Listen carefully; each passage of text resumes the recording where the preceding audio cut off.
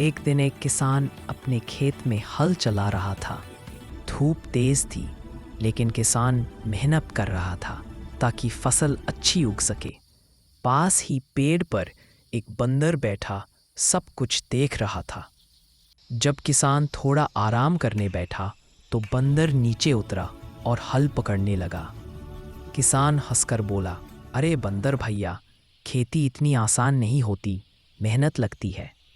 बंदर ने किसान की बात सुनी और पेड़ पर वापस चढ़ गया। किसान बोला, सीख लो बंदर, जो मेहनत करता है वही फल पाता है।